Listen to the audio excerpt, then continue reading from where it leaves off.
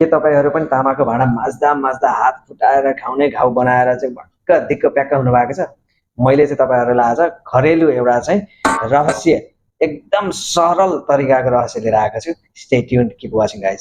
Hello and नमस्ते guys, सन्चै हुनुहुन्छ होला भन्ने आशा गर्दछु। आजको यस भिडियोमा चाहिँ म तपाईहरुलाई अर्को एउटा सिम्पल ह्याक्सको चाहिँ भिडियो लिएर आएको छु। तपाईहरु पनि घरमा सदुपयोग गर्नु होला, यसले चाहिँ धेरै नै हेल्प गर्छ है त।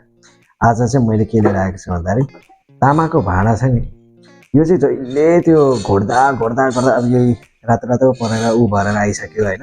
यतापट्टि अर्को छ, पछाडि पनि छन् यिनीहरू हैन तामाको भाँडाहरू।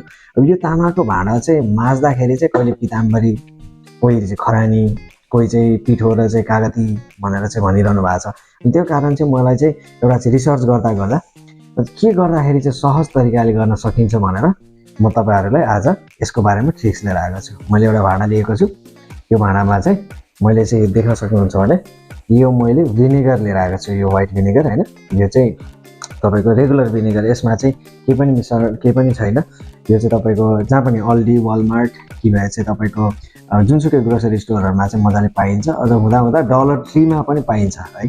अनि त्यसपछि त्यस्तो खालको चाहिँ लिएर आउने हैन। यो चाहिँ सुरुवातमा चाहिँ यो लिए हैन, यो मजाले भर्ने, तपाईको मजाले भर्ने।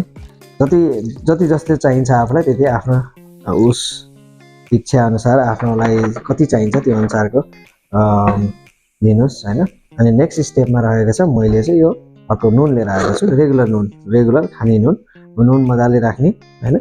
नुन राखिसकेपछि अब चाहिँ तपाईको के रह्यो भन्दाखेरि यसलाई चाहिँ मिक्स गर्नुपर्ने हुन्छ हामीले है। मिक्स गर्दै जाने, यो सबै डिजल्भ हुनु पर्यो के। तपाईको यो नुन चाहिँ मजाले भिनेगरमा चाहिँ मिसिनु पर्यो। त्यसको लागि चाहिँ मैले यो काँटा लिएको छु। काँटाले चाहिँ चाँडै सजिलो हुन्छ भनेर हैन। हुन त चम्चाले लिँदाखेरि नि हुन्छ, तपाईहरुलाई के चाहिँ सहज लाग्छ त्यसले चाहिँ गर्नु होला हैन।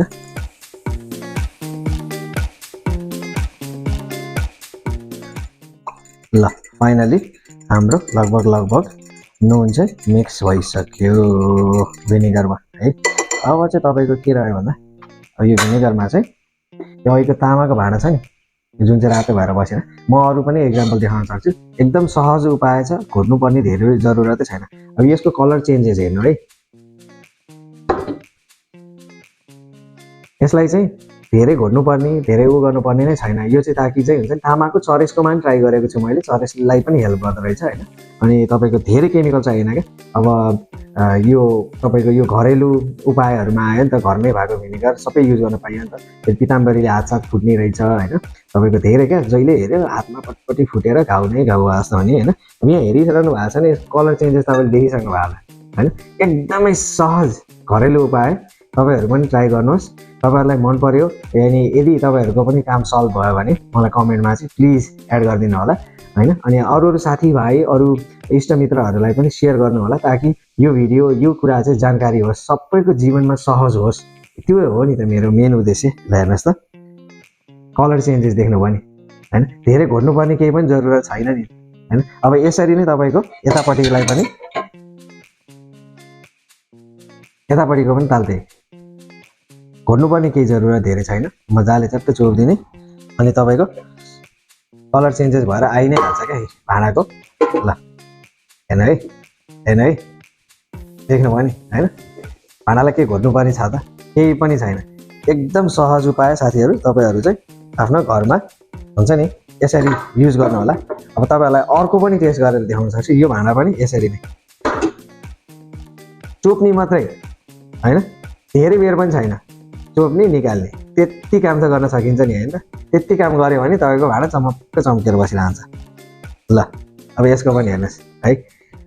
ल साथीहरु, तपाईहरुलाई यो भिडियो मन परेको छ भने लाइक कमेन्ट चाहिँ जरुर गर्नु होला हैन।